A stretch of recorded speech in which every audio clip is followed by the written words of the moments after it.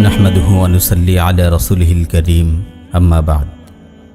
একজন আদর্শ মুমিন তার ভাইয়ের জন্য তাই পছন্দ করে যা সে নিজের জন্য পছন্দ করে।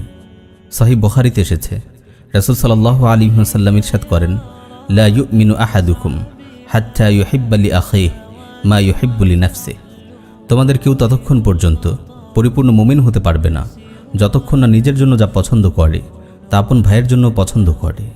তাই এক মুমিন অপর মুমিনের জন্য তার অনুপস্থিতিতে দোয়া করে। সে নিজের জন্য আল্লাহর কাছে যা চায় তার মুমিন ভাইয়ের জন্য তাই প্রার্থনা করে।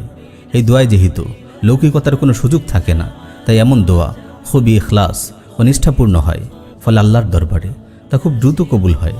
সুনান আবু দাউদ এসেছে, রাসূল সাল্লাল্লাহু আলাইহি ওয়াসাল্লাম ইরশাদ করেন, ইন্না আসরা'আদ দুআই ইজাবাতান দাওয়াতু গায়িবিন লিগায়িব।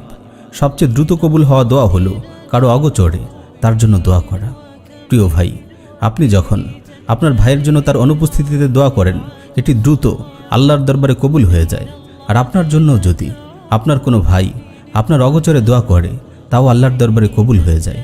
তাই মুমিন ভাইদের উচিত পরস্পরের জন্য দোয়া করা এবং অপর মুসলিম ভাইয়ের কাছে দোয়ার জন্য আবেদন করা। সুনানে আবু দাউদ এসেছে, একবার হযরত ওমর ফারুক রাদিয়াল্লাহু তাআলা আনহু রাসূল সাল্লাল্লাহু আলাইহি ওয়াসাল্লামের কাছে উমরা করার অনুমতি চাইলেন। রাসূল সাল্লাল্লাহু আলাইহি ওয়াসাল্লাম তাকে অনুমতি দিলেন এবং তার কাছে দোয়ার আবেদন করে বললেন, লা তানসানা ইয়া উখাইয়া মিন দুআইক। হে আমার ভাই, তোমার দোয়ায় আমাকে ভুলে যেও না। ওমর রাদিয়াল্লাহু তাআলা আনহু বলেন, রাসূল সাল্লাল্লাহু আলাইহি ওয়াসাল্লামের এই কথাটি আমাকে এত বেশি আনন্দিত করেছে যে এর পরিবর্তে পুরো দুনিয়ার মালিক হয়ে গেলেও আমি এত খুশি হতাম না।